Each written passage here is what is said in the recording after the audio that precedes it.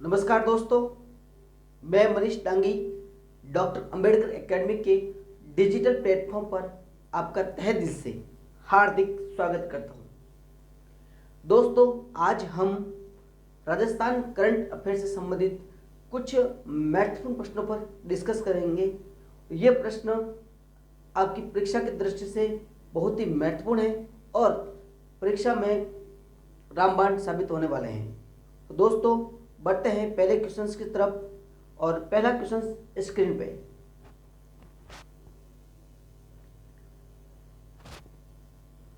हाल ही में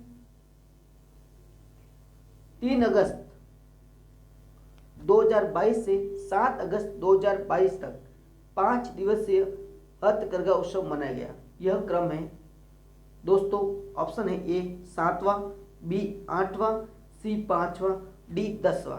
तो दोस्तों बताएं कमेंट बॉक्स में आपका सही जवाब क्या रहने वाला है।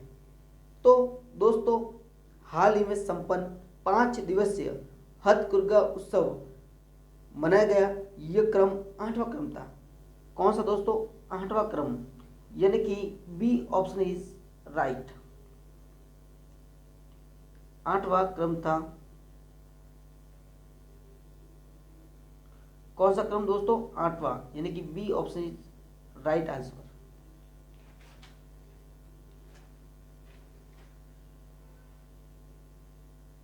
दोस्तों, इस कार्यक्रम के तहत वी वॉक, हैंडसम क्विज और पैनल डिस्कशन जैसी गतिविधियां भी शामिल रही थी।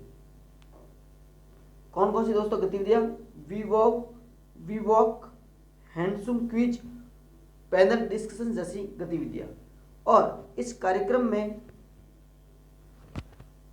आमजन के लिए निगम द्वारा बिक्री हेतु 25% की विशेष छूट भी दे रखी थी। कितनी दोस्तों? 25% विशेष छूट। और इसके साथ इस कार्यक्रम में राज्य के बुनकरों के उम्दा और हथकरघा उत्पादों की प्रदर्शनी का भी आयोजन, यानी प्रदर्शनी भी लगाई गई थी। किसकी? हथकरघा उत्पादों की प्रदर्शनी भी लगाई गई थी। और इससे संबंधित एक महत्वपूर्ण दिवस है 7 अगस्त। 7 अगस्त को दोस्तों प्रतिवर्ष राष्ट्रीय हथकरघा दिवस मनाया जाता है। कौन सा दोस्तों? राष्ट्रीय हथकरघा दिवस। ओके दोस्तों, ये था आज का पहला क्वेश्चन। बढ़ते हैं दूसरे क्वेश्चन की तरफ। जी हाँ दोस्तों, दूसरा क्वेश्चन स्क्रीन पे।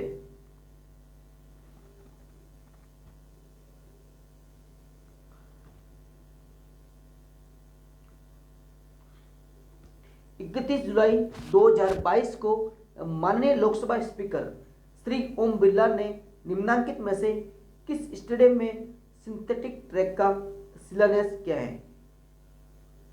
बताएं दोस्तों कमेंट बॉक्स में आपका सही जवाब क्या रहने वाला है। तो इसका सही जवाब रहेगा दोस्तों श्री नाहतपुरम स्टेडियम कोटा। श्री नाहतपुरम स्टेडियम कोटा। 31 जुलाई 2022 को माननीय लोकसभा स्पीकर श्री ओम बिरला ने कोटा के श्रीनाथपुर स्टेडियम में सिंथेटिक ट्रैक का शिलान्यास किया है। यह जो सिंथेटिक ट्रैक है वो 400 मीटर का है। कितना? 400 मीटर का होगा। और जो 8 लेन वाला होगा। किसका दोस्तों? कितनी? 8 लेन।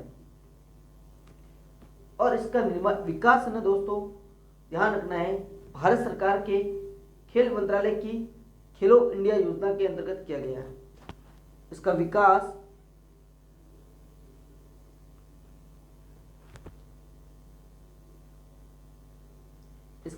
दोस्तों खेलो इंडिया योजना के अंतर्गत, खेलो इंडिया योजना के अंतर्गत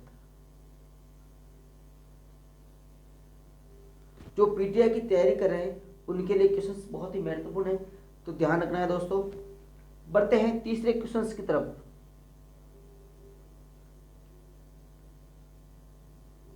तीसरा क्वेश्चन स्क्रीन पे यह है दोस्तों, देख लीजिए। श्रीनाथपुरम स्टेडियम में सिंथेटिक ट्रैक का लोकसभा अध्यक्ष और स्वास्थ्य शास्त्र मंत्री ने किया शिलान्यास। प्रतिभा को आगे लाने के लिए पंचायत स्तर पर बनाई जाएगी खेल मैदान। किस स्तर पर दोस्तों? पंचायत स्तर पर। लोकसभा अध्यक्ष। हॉकी के एस्ट्रोटर्फ ग्राउंड के लिए होंगे प्रयास, स्वायत्त शासन मंत्री। हॉकी के एस्ट्रोटर्फ ग्राउंड के लिए होंगे प्रयास, स्वायत्त शासन मंत्री। ठीक है दोस्तों, नेक्स्ट क्वेश्चन है स्क्रीन पे।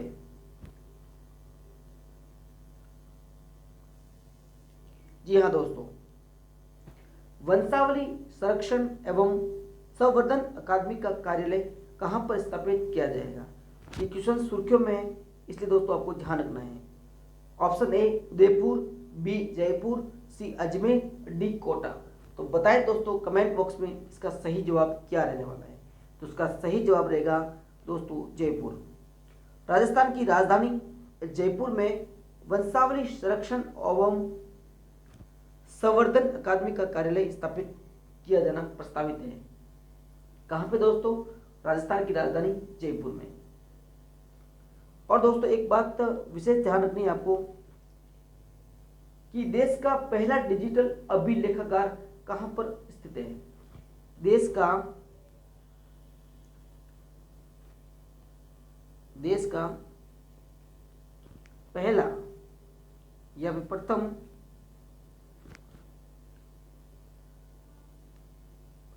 डिजिटल अभिलेखागार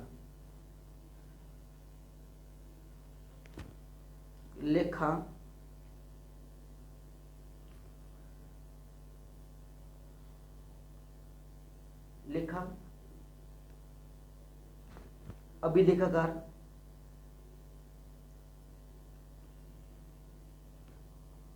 कहां पर है दोस्तों? बीकानेर में। ओके दोस्तों, नेक्स्ट क्वेश्चन की तरफ बढ़ते हैं।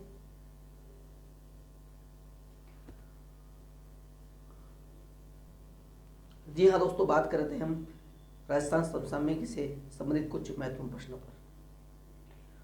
बढ़ते हैं दोस्तों नेक्स्ट क्वेश्चन की तरफ।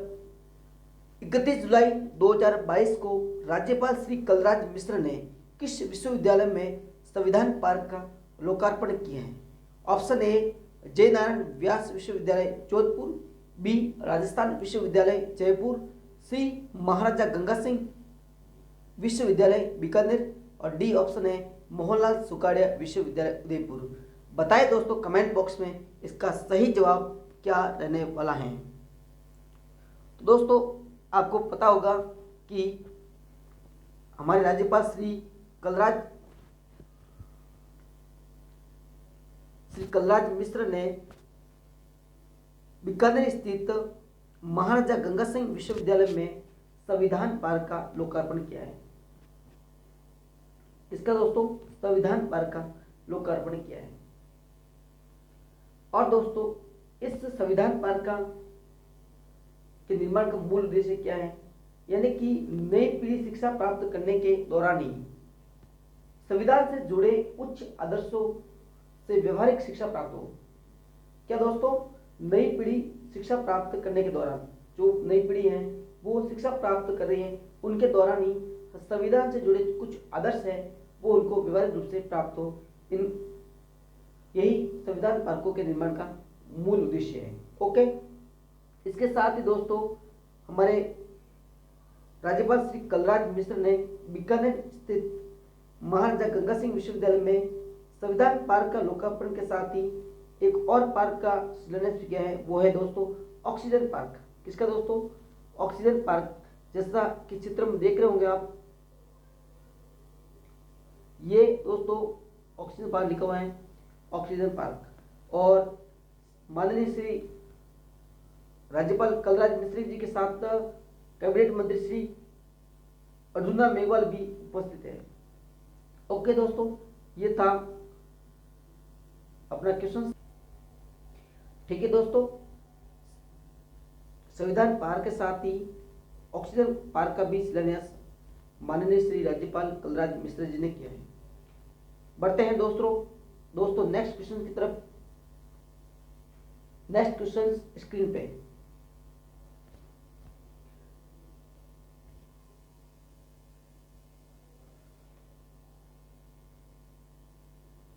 जी हाँ दोस्तों, भारत सरकार द्वारा आयोजित स्वच्छ विद्यालय पुरस्कार 2021-22 प्रतियोगिता में राष्ट्रीय स्तर पर प्रदेश के कितने श्रेष्ठ विद्यालय को स्वच्छ विद्यालय पुरस्कार प्रदान किया गया? बहुत अच्छा क्वेश्चन है दोस्तों परीक्षा की दृष्टि से। ऑप्शन ए है 26, बी 25, सी 24, डी 23। तो बताएं दोस्तों कमेंट बॉक्स में इसका सही जवाब क्या रहने वाला है। तो दोस्तों भारत सरकार द्वारा आयोजित स्वच्छ विद्यालय पुरस्कार 2021-22 प्रतियोगिता में प्रदेश के यानी कि प्रदेश की 26 विद्यालयों को कितनी प्रदेश की 26 विद्यालय को स्वच्छ विद्यालय पुरस्कार प्रदान किया गया है। इस पुरस्कार के तहत दोस्तों 25,000 रुपए, कितने 25,000 रुपए पुरस्कार स्वरूप प्रति विद्यालय दिए गए। कितने दोस्तों 25,000 रुपए प्रति विद्यालय, याद रखना है। कुल कितने विद्यालयों को स्वच्छ विद्यालय पुरस्कार प्राप्त हुए हैं? तो दोस्तों आपका सही जवाब रहेगा 26।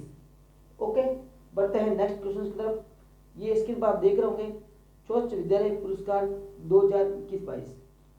ओके, अगला सवाल है हमारा। जी हाँ दोस्तों,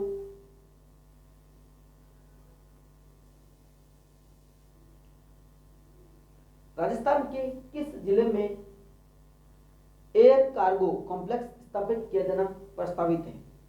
option A Jaipur, B Kota, C Jodhpur, D Udaipur. तो बताएं दोस्तों कमेंट बॉक्स में इसका सही जवाब क्या रहेगा।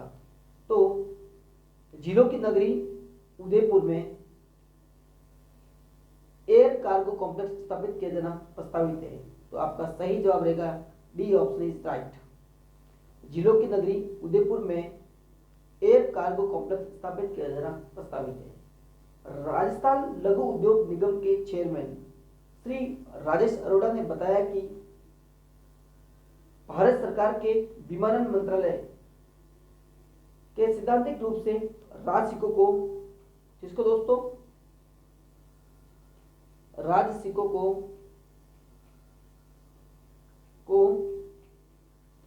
एयर कार्गो कॉम्प्लेक्स स्थापित करने की अनुमति भी प्रदान कर दी है। किसने दोस्तों? भारत के विमानन मंत्रालय, विमानन मंत्रालय ने राजसिकों को एयर कार्गो कॉम्प्लेक्स स्थापित किए जाने की अनुमति भी प्रदान की है। कहां पे दोस्तों? ये उदयपुर में डबोक एयरपोर्ट के पास। ओके, बढ़ते हैं दोस्तों नेक्स्ट क्वेश्चन की तरफ। नेक्स्ट क्वेश्चन स्क्रीन पे। जी हाँ दोस्तों, 6 अगस्त 2022 को श्री जगदीप धनखड़ भारत के उपराष्ट्रपति निर्वाचित हुए हैं। ये राजस्थान से डैश उपराष्ट्रपति बने हैं। ऑप्शन ए पहले, बी दूसरे, सी तीसरे और डी चौथे। तो बताएं दोस्तों कमेंट बॉक्स में आपका सही जवाब। तो दोस्तों इसका सही जवाब रहने वाला है बी, ऑप्शन इज राइट। यानी कि 6 अगस्त 2022 को श्री जगदीप धनखड़ भारत के उपराष्ट्रपति निर्वाचित हुए हैं, जो राजस्थान से दूसरे उपराष्ट्रपति बने हैं। कौन से दोस्तों? दूसरे उपराष्ट्रपति बने हैं। यदि ये दूसरे उपराष्ट्रपति बने हैं दोस्तों, तो प्रथम उपराष्ट्रपति कौन थे जो राजस्थान से बने थे? तो ध्यान रखना है दोस्तों, श्री BS शेखावत यानी भैरव सिंह शेखावत।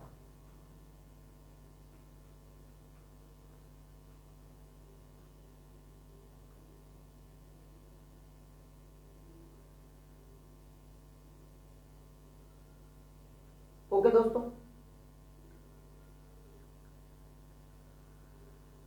श्री जगदीप धनखड़ ने राजस्थान राज्य की राज्यपाल रही मार्गरेट अल्वा को हराया है। किसको दोस्तों? मार्गरेट अल्वा को। श्री जगदीप धनखड़ को कुल जो मत प्राप्त हुए हैं दोस्तों वो है 528 मत प्राप्त हुए। कितने दोस्तों? 528 मत। ये देश के 14वें राष्ट्रपति उपराष्ट्रपति बने हैं। कौन से दोस्तों?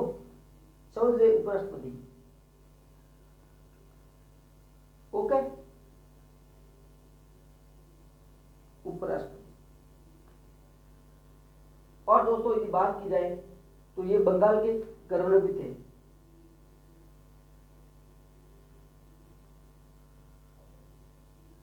जी हाँ दोस्तों, जैसा कि स्क्रीन पर देख रहे होंगे, ये है भारत के उपराष्ट्रपति श्री जगदीप धनखड़, जिसका जन्म राजस्थान के झुंझुनू जिले में 18 मई 1951 को हुआ था। ये सुप्रीम कोर्ट के वरिष्ठ अधिवक्ता हैं और राजस्थान हाईकोर्ट बार एसोसिएशन के प्रेसिडेंट भी रह चुके हैं। श्री जगदीप धनखड़ की राजस्थान में जाटों को आरक्षण दिलाने में महत्वपूर्ण भूमिका रही है। 30 जुलाई 2019 से पश्चिम बंगाल के ये राज्यपाल हैं और झुंझुनू से लोकसभा सांसद भी रह चुके हैं। और यदि बात की जाए धनखड़ श्री जगदीप धनखड़ से, तो 1989 से लगा के 1993 तक जनता दल से सांसद रहे थे।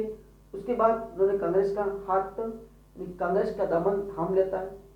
फिर उन्होंने अजमेर से कांग्रेस के टिकट पर लोकसभा चुनाव लड़ा था, लेकिन वो हार गए थे। फिर 2003 में बीजेपी में शामिल हुए और अजमेर के किशनगढ़ से विधायक चुने गए। ये थे श्री जगदीप धनखड़, भारत के वर्तमान में उपराष्ट्रपति। और उपराष्ट्रपति से संबंधित कुछ महत्वपूर्ण आर्टिकल्स, यदि बात की जाए आर्टिकल 63 में, तो भारत के उपराष्ट्रपति पद का उल्लेख है। किसका दोस्तों? 63 में भारत के उपराष्ट्रपति। और 64 में उपराष्ट्रपति का राज्यों की परिषद का प्रदेश सभापति होना, यानी कि उपराष्ट्रपति राज्यसभा का प्रदेश सभापति होता है। किसका दोस्तों? राज्यसभा का प्रदेश सभापति। राज्यसभा का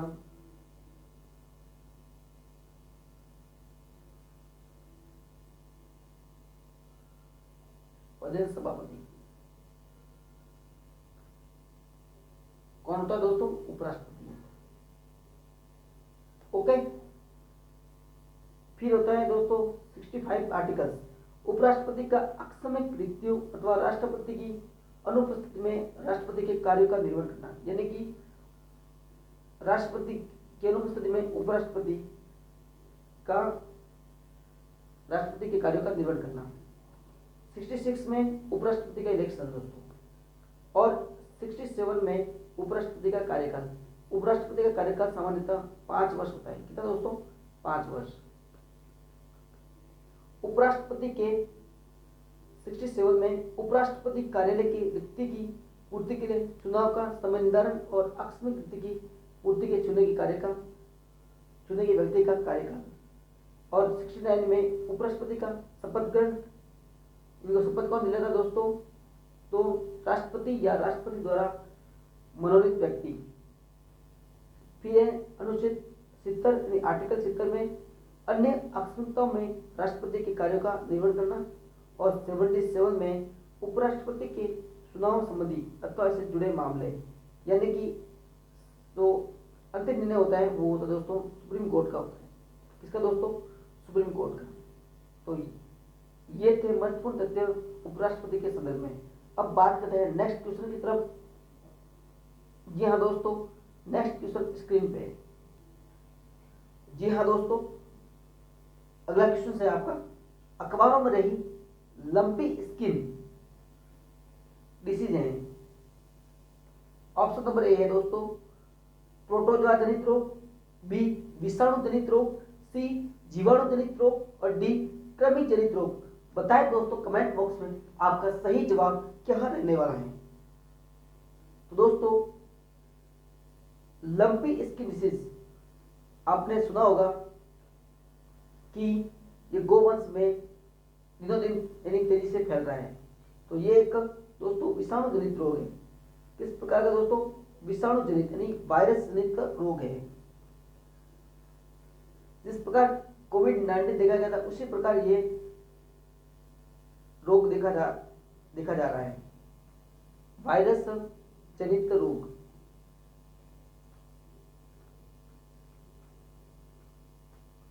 ओके दोस्तों, जी हाँ दोस्तों, लंपी स्किन डिसीज यानी कि इसको बोल सकते हैं दोस्तों LHD, लंपी स्किन डिसीज।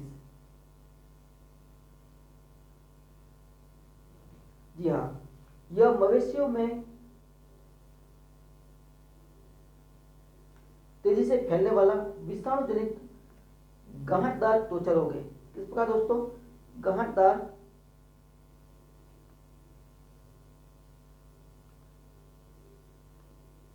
त्वचा रोग है। ठीक है दोस्तों, ओके। गांठदार त्वचा रोग यानी लंपी स्किन डिसीज। संक्रमण का कारण मवेशियों या जंगली भैंसों में ये रोग लंपी स्किन डिसीज और वायरस LHDV के संक्रमण के कारण होता है। यह वायरस कैप्रीपॉक्स वायरस जीनस के भीतर 3 निकट संबंधित प्रजातियों में से एक है। इसमें 2 अन्य प्रजाति दोस्त हैं, सिंपॉक्स वायरस और गॉटपॉक्स वायरस। कौन से दोस्तों? 3 वायरस के नाम है, याद रखना है आपको, कैप्रीपॉक्स वायरस, सिंपॉक्स वायरस और गॉटपॉक्स वायरस। ओके दोस्तों, रोग का संक्रमण, यह रोग मच्छरों, मक्खियों और जूं के साथ पशुओं के लार और दूषित जल भोजन के माध्यम से एक पशु से दूसरे पशु में फैलता है। ओके दोस्तों, ये था दोस्तों एक लंपी स्किन डिसीज यानी LHD, एक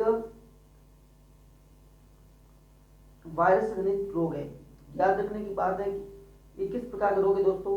तो वायरस यानी विषाणु जनित रोग। Okay, virus. बढ़ते हैं नेक्स्ट क्वेश्चन की तरफ। जी हाँ दोस्तों, नेक्स्ट क्वेश्चन अच्छा क्वेश्चन है, पूछा जा भी सकता है। जो पीटीआई की तैयारी करें दोस्तों उसके लिए बहुत ही महत्वपूर्ण प्रश्न है ये। कॉमनवेल्थ गेम्स 2022 में निम्नलिखित में से कौन सा खेल पहली बार शामिल किया गया? ए ऑप्शन महिला क्रिकेट, बी बॉक्सिंग, सी टेबल टेनिस और डी जेवलिन थ्रो। तो बताएं दोस्तों कमेंट बॉक्स में आपका सही जवाब। उसका सही जवाब रहेगा दोस्तों महिला क्रिकेट। महिला क्रिकेट को पहली बार कॉमनवेल्थ गेम्स 2022 में शामिल किया गया। ओके दोस्तों, कब शामिल किया गया? कॉमनवेल्थ गेम्स 2022, जो वर्तमान में प्रगति पर है यानी चल रहे हैं। अब बात करते हैं आज के अंतिम क्वेश्चंस की। अंतिम क्वेश्चंस स्क्रीन पे सुर्खियों पर रहे। HHLV-D1 क्या है? ऑप्शन ए लेन देन का नकद रहित और संपर्क रहित माध्यम, बी प्रथम मोबाइल रोबोट, सी 2 सीटों वाला प्रशिक्षण विमान और डी देश का सबसे छोटा रॉकेट। तो बताएं दोस्तों कमेंट बॉक्स में इसका सही जवाब क्या रहेगा। तो दोस्तों इसका सही जवाब रहेगा देश का सबसे छोटा रॉकेट, यानी डी ऑप्शन इज राइट। यानी कि small satellite launch vehicle D1 देश का सबसे छोटा रॉकेट है। कौन सा दोस्तों? देश का सबसे छोटा रॉकेट है SSLV D1। इसकी लॉन्चिंग दोस्तों 7 अगस्त को सतीश धवन अंतरिक्ष केंद्र श्री हरिकोटा से हुई है और इसके साथ आजादी सैटेलाइट भी भेजा गया है। क्या दोस्तों? आजादी सेट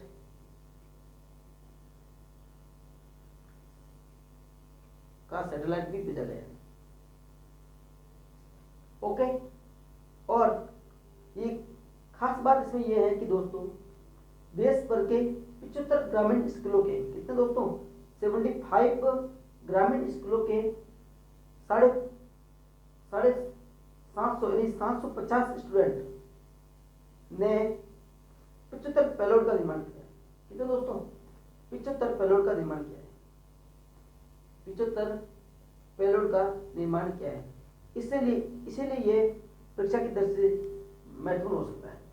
तो ध्यान रखना दोस्तों, इसकी लंबाई कितनी है दोस्तों 34 मीटर है और व्यास 2 मीटर, स्टेज यानी 3 और 120 टन की इसका वजन है दोस्तों। लोडिंग 500 किलोग्राम और 600 यानी कि SHLV की दूरी है वो 500 किलोमीटर तक और 72 घंटे में इनकी तैयार किए गए। तो ये है दोस्तों, आप देख रहे होंगे यही हुई है SSHLV-D1 जो देश का सबसे छोटा रॉकेट है। धन्यवाद दोस्तों।